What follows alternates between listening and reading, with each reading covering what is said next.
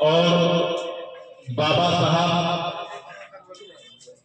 APJ Abdul Kalam साहब, मान्यवर कांसीराम जी और बहुजन समाज में जन्मे सभी महापुरुषों को खिराज अकीदत पेश करते हुए आज इस प्रोग्राम के मुख्य अतिथि उत्तर प्रदेश के महासचिव, राष्ट्रीय कोर कमेटी के सदस्य में आए हैं। जिंदा दिल लोग हो तो जिंदा दिली का सबूत देना भी जरूरी है। जोरदार तालियों के साथ में अपने मेहमान का इस्तेमाल। तीसरे हमारे मेहमान भाईचारा के मेरठ मंडल के प्रभारी डॉक्टर अली शेर साहब आपके बीच में हैं। जोरदार तालियों के साथ में अपने मेहमान का इस्तेमाल हो, क्योंकि हमारे मेहमान हमारे बीच में आए हैं। जैसा बर्ताव करोगे वो वैसी आपकी तारीफ करेंगे अपने घर जाकर। तो ये हमारा क्षेत्र है, अपने क्षेत्र की इज्जत को बरकरार रखते हुए, शेरों की तरह जिंदा दिली दिखाते हुए कि हमारे यहाँ जो मेहमान आता है उसकी हम कितनी इज्जत और आवाजें करते हैं, ये सबूत हमें देना होगा। तीसरे हमारे जिलाध्यक्ष जी, जिले के जिलाध्यक्ष जी अशोक सम्राट जी, जिला महासचिव जिला प्रभारी नीरज चौधरी जी, हमारे दो राहुल भाई हैं। जैसे हम पूरे निडौरी हैं तो आप राहुल तौड़ी हैं, दूसरे हमारे भाई राहुल कलसीना हैं।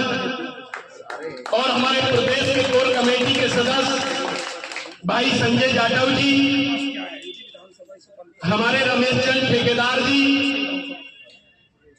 और मंच पर बैठे हमारे मेहमान, क्योंकि सभी का नाम अभी सम्राट जी हमारे, क्योंकि जैसे जैसे आएंगे वैसे वैसे नाम, आरिफ पवार जी, इस प्रोग्राम को बनाने सजाने वाले अशरफ तोमर जी, और यहाँ बैठे नौजवानों, बुजुर्गों, प्यारे बच्चों, जहां तक मेरी आवाज जा रही हो, माँ और बहनों, सभी को प्यार भरा जय भीम, अस्सलाम वालेकुम। साथियों, आपके बीच में आए हैं। असल तो मेहमान हमारे अपनी बात रखेंगे, लेकिन मैं भी आपके बीच में आया हूं।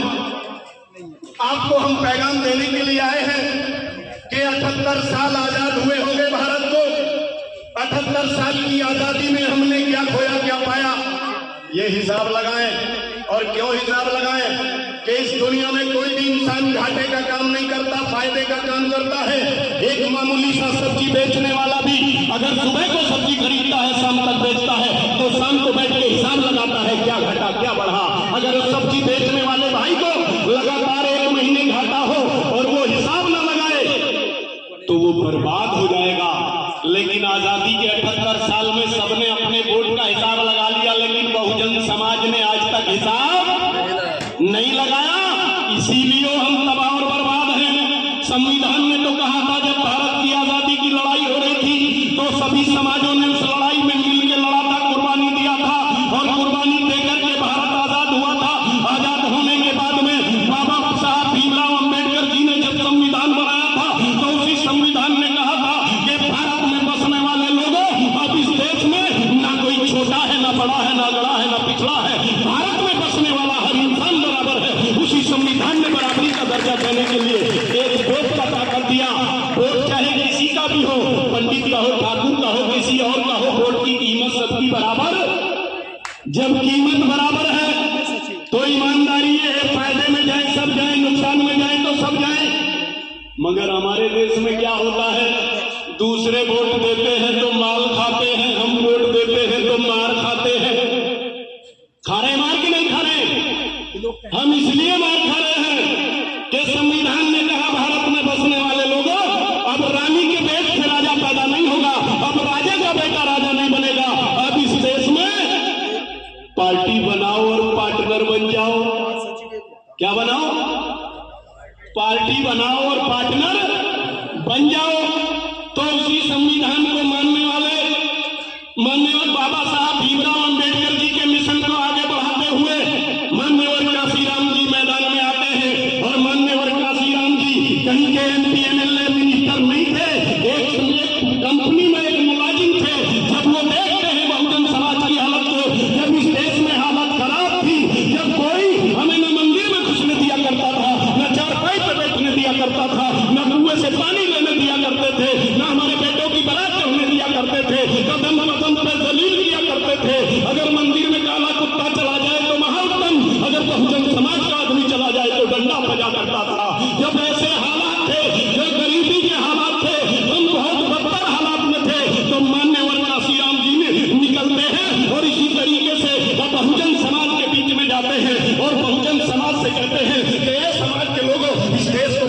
स्पेस के भेष को पहचानो। यहाँ लोग शक्ति की पूजा करते हैं, ताकत की पूजा करते हैं। तुम ताकतवर बन जाओ, अगर कमजोर रहोगे तो लोग उत्पीड़न करते रहेंगे। मान्यवर काशीराम जी ने 14 अप्रैल सन 1984 को राजनीतिक पार्टी बनाते हैं और पार्टी बना के इसी बीच में जाते हैं और कहते हैं कि उठा मेरे समाज के लोगों, उठा बहुजन समाज के लोगों, इस देश में बगैर हुकूमत के कुछ होने वाला, बगैर हुकूमत के कुछ नहीं होने वाला है।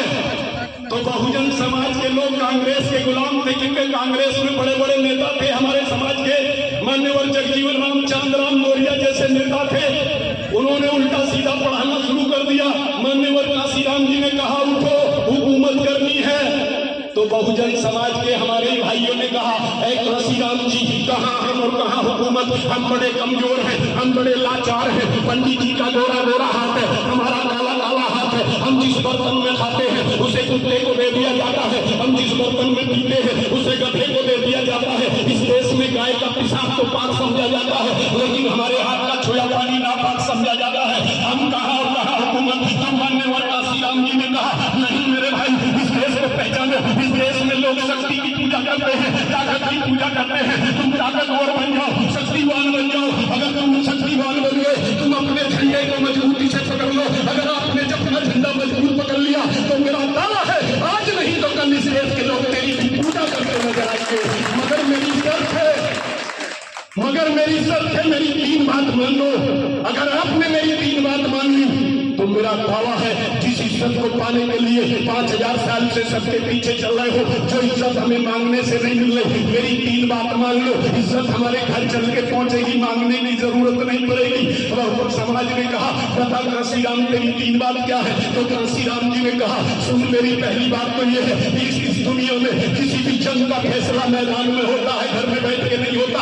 जब मैं तुझे मैदान में बुलाऊं, कोई सुनने आए कि ना आए, कोई देखने आए कि ना आए, लेकिन जब मैं बुलाऊं 4 घंटे के लिए सरों की गिनती गिना देना। क्योंकि हमारे देश ने संविधान में कहा है कि भारत में जिस नेता की सभा में ज्यादा सर होंगे वही नेता बड़ा होगा, जिस पार्टी की सभा में ज्यादा सर होंगे वही पार्टी बड़ी होगी। अगर तुम चाहता है तेरी पार्टी बड़ी हो जाए, अगर तुम चाहता है तेरा नेता बड़ा हो जाए, तो जहां मैं बुलाऊं मैदान में, मान्यवर काशीराम जी ने जहां बुलाया समाज ने अमल किया, मैदान में पहुंचा। पहली बात पे अमल हुआ कि नहीं? और दूसरी बात मान्यवर काशीराम जी ने कही कि बहुजन समाज के लोगों, मेरी दूसरी बात यह है कि इस देश में पार्टी बनाना चलाना लाख 2 लाख का काम नहीं है, अरबों खरबों का खेल है। मुझे पता है कि तुम गरीब हो, क्योंकि तुम गरीब हो, तुम भैंसों को चराते हो, दूसरे के खेत में घास खोद के भैंस को चराते हो, भट्टों पे ईंटें पाट के 30-40 रुपए की मजदूरी करते हो। मगर पार्टी बगैर पैसे की नहीं चलती, इसलिए मेरी मजबूरी है आपसे पैसा लेना, आपकी मजबूरी है मुझे पैसा देना। अगर आपने पैसा नहीं दिया तो मेरी दूसरी मजबूरी होगी, किसी खन्ना सेठ से पैसा लेके पार्टी को चलाना, किसी दूसरे पैसा लेके पार्टी को चलाना। और जब उससे पैसा लेके पार्टी चलाऊंगा तो उसकी मानना भी पड़ेगा। अगर जब मैं उसकी मानूंगा तो आप चौराहों पे गाली दोगे कि काशीराम जी कल लच्छेदार बात किया करते थे, आज फला सेठ से पैसा लेके पार्टी को बेच दिया, अपने आप को गिर भी लग दिया। अगर आप चाहते हो मैं ना बिकूं तो किसी भी कीमत पे अपने हथलाल की कमाई से हर महीने पार्टी को फंड में 8,000 में देना होगा। मान्यवर काशीराम जी को लोगों ने दिया, दूसरी बात पे भी अमल हुआ।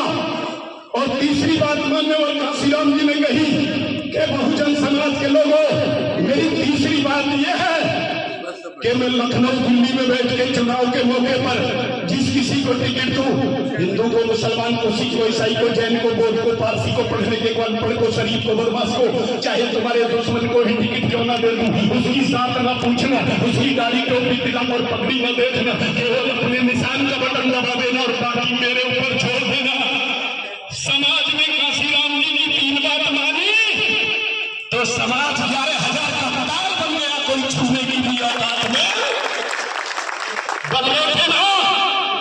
लेकिन जब हम 11,000 के तार बन गए, जिनको मान्यवर काशीराम जी ने सौंपा था, उस मिशन को सौंपा था, वो अपने मिशन से भटक गए, वो अपने रास्ते से भटक गए। और जब भटके तो जो दिन पहले थे वही दिन आज आ गए हैं। सत्ता गई है तो आज हमें ना कोई बुलेट चलाने देता है, ना कोई घड़ा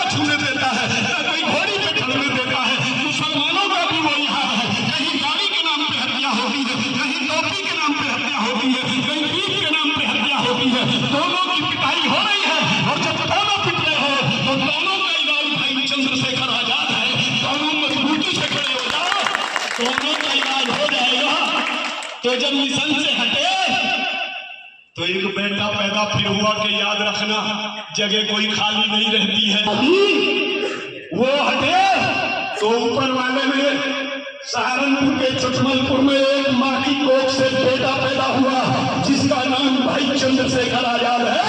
वो मैदान में निकलता है और इसी तरीके से कहता है कि मेरे बहुजन समाज के लोगों घबराना नहीं, एक गया है उसका वारिस मैं मैदान में आ गया हूँ, फिर खड़े हो जाओ। जो सत्ता हमारी गई है वो सत्ता तुम्हें वापस तुम्हारे कदमों में लाके डाल दूंगा, मगर शर्त है कि तुम्हें साथ देना पड़ेगा। दोगे साथ? मुंह से बोलो, दोगे ना? हाथ उठा के बताओ दोनों, दोगे साथ? दोगे तो सुनो, भाई चंद्रशेखर का पैगाम लाए हैं। भाई चंद्रशेखर आजाद ने पैगाम दिया है, ये बहुजन समाज के लोगों मेरी 3 बात मान लो। अगर 3 बात मान ली तो मेरा दावा है, अब पहले तो 11,000 गद्दार बने थे, अगर आज मेरी 3 बात मान ली तो 33,000 का नंबर हो जाओगे। तो पहली बात, जहां भाई मैदान में बुलाए कारोबार को बंद करके सरों की गिनती गिना। क्यों भाई? हमारे देश में सर कटाने से मसले का हल नहीं है, सर गिनाने से मसले का हल है। जहां बुलाए भाई वहां पहुंचो। और दूसरा, अगर 100 रुपया कमाते हो तो 1 रुपया अपनी पार्टी को भी देना। जब मेरा 1 रुपया नहीं लगेगा तब तक मुझे अपनी चीज लगने वाली है ना। भाई तुम कुछ भी कर लो, जब पैसा लगेगा तभी तो अपना बनाएगा। और तीसरी बात ये कि भाई चंद्रशेखर आजाद चुनाव के मौके पर दिल्ली लखनऊ में बैठ के जिस किसी को टिकट दे, हिंदू को, मुसलमान को, सिख को, ईसाई को, जैन को, बौद्ध को, पारसी को, पढ़ने के अनपढ़ को, शरीफ को, बदमाश को, चाहे हमारे दुश्मन को ही टिकट क्यों ना दे दे, उसकी जात ना पूछना, उसकी दाढ़ी टोपी तिलक और पगड़ी ना देखना, केवल केतली का बटन दबा देना और भाई चंद्रशेखर को छोड़ देना। ये काम कर दो। अगर हमारी बातों से किसी भाई का दिल दुखा हो, हमारा मकसद किसी की शान में गुस्ताखी करना नहीं है, हम इंसान में फरिश्ते नहीं है। 2-4 बात कहते हैं, बात गलत हो गई हो, किसी भाई के दिल को ठेस पहुंच गई हो तो अपना भाई बेटा समझ के माफ कर देना। एक शेर के साथ मैं अपनी बात खत्म करूंगा। ये ऊपर वाला सबका है, ऊपर वाला सबका है ना। तो अल्लाह ताला कह रहा है कि जो कोशिश करते हैं मैं उनकी मदद करता हूं, जो घर बैठते हैं मैं उनकी मदद। और अल्लाह ताला सबका है, हिंदू, मुसलमान, सिख, ईसाई, जैन, बौद्ध, पारसी, अगड़े पिछले दलित सबका है। जो कोशिश करेगा अल्लाह उसी की मदद करता है। तो या इसलिए आपकी खिदमत में एक शेर कि तुमने चाहा ही नहीं हालात बदल सकते थे, तुमने चाहा ही नहीं हालात बदल सकते थे। मेरी आंखों के आंसू भी तेरी आंखों से निकल सकते थे।